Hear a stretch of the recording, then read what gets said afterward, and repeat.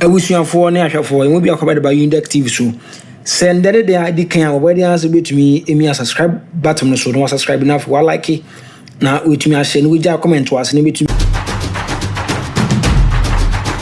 You know, it's your boy Captain to the Planet. I'm here to talk to you about Unidek TV.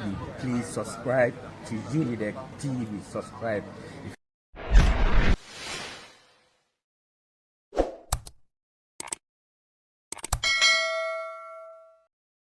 Kumi, who is facing a bench warrant, dodged arrest by the hair.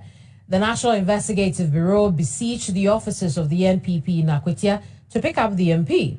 The incident drew the attention of a crowd of onlookers and supporters of Kumi, who was in the constituency to participate in Juma prayers. It is unclear why the arrest didn't happen as the NIB personnel drove off amidst a jeering mob. Look at this.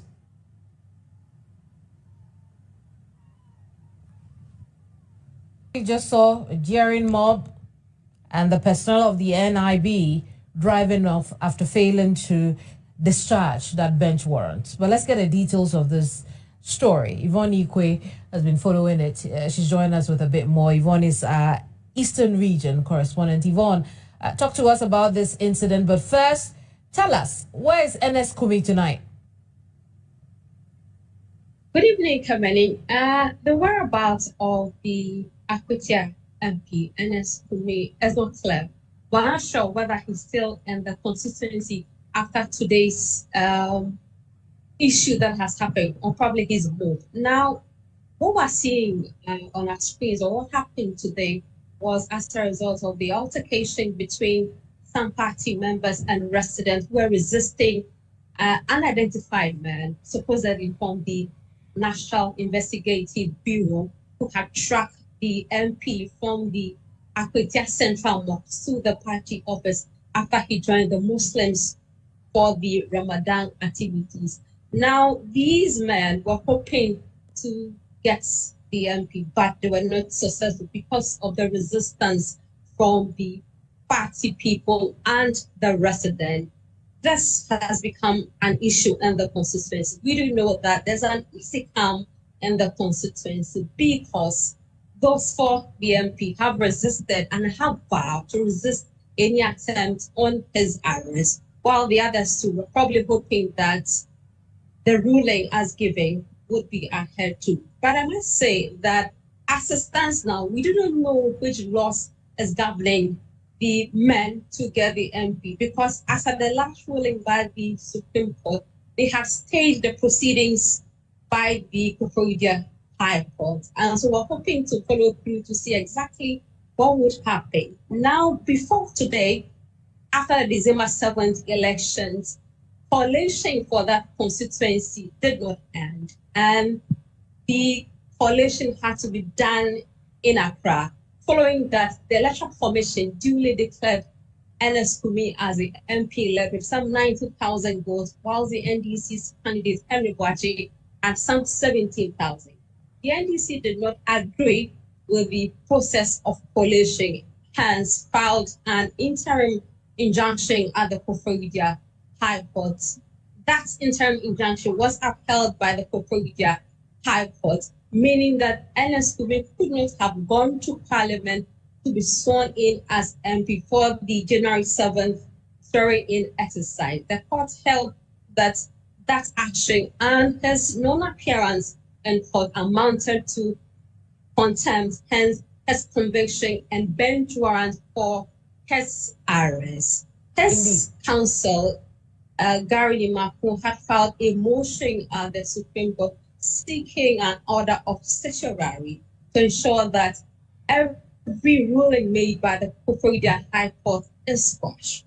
The Supreme Court is yet to determine whether to listen to the matter or not, but has staged proceedings. So this is where we are now, Kevin. Absolutely, Yvonne. And I want us to go back to that period at the Supreme Court. This is the petitioner's lawyer, Bernard Bediako Beidu. Listen, Yvonne, stay with me here. I want us to find out from you. We know that the NIB had gone there to pick up the Honorable Member of Parliament for Akwatia, NS Kumi. In the end, NS Kumi didn't go with them. do we know what happened between those two events?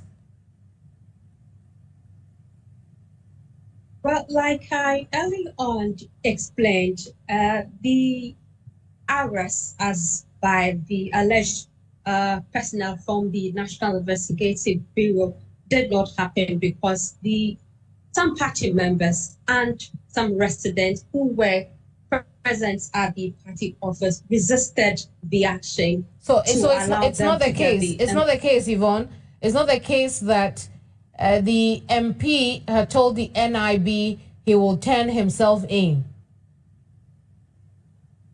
Okay, so if I get you right, we're asking if indeed the MP did say that he would turn himself in as agreed. Well, I cannot be able to clarify that comment as allegedly mentioned by the MP himself, because we haven't had official engagement with him. But we did know that the arrest did not happen. And so we're hoping that before March 12th, when the Supreme Court would recall the matter, he would duly do as he's been allowed to say. Very well. So Yvonne, stay with me again, because I'll come back to you. I want us to understand what the law says or how the law applies when it comes to the arrest of an MP. We all know about the immunities they have, but in events like this, could an arrest of this nature be done because of the existing bench warrant? Let's take a look at what the law says quickly. Civil or criminal processes coming from any court or place out of Parliament shall not be served on or executed in relation to the Speaker or a member or the clerk to Parliament while he is on his way to, attending at, or returning from any proceedings of Parliament. I guess the key phrase there,